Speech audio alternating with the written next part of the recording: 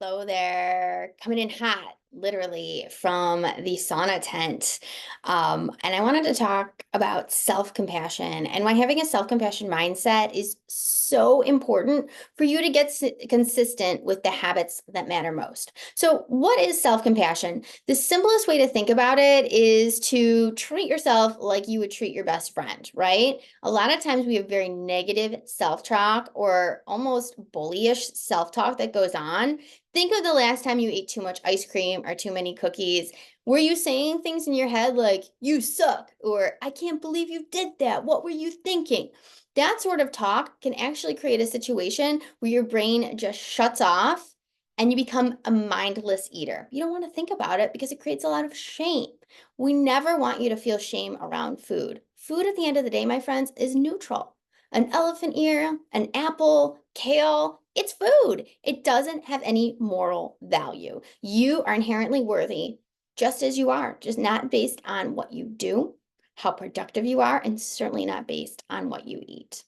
But let's get back to self-compassion and how cultivating a self-compassion mindset can be super helpful and what it is. So there's always three parts to a self-compassion mindset that I think are important.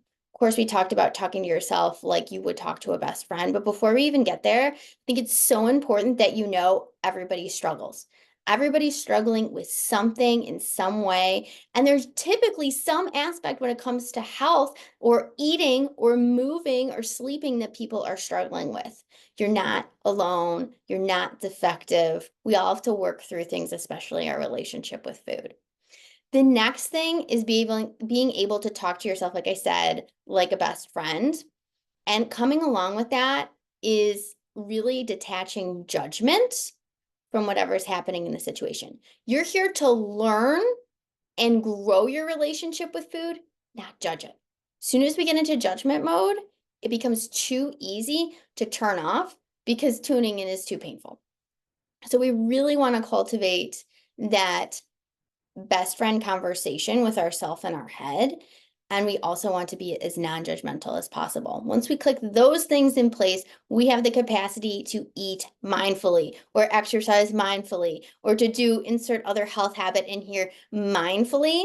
And when you're able to do something mindfully and really attach the knowledge of why I'm doing this because this is so helpful for me for this reason, when that is happening, you become inherently motivated, internally motivated. So all of this sets you up to make habits so much more easy. But your thoughts do matter. How you talk to yourself in your head matters.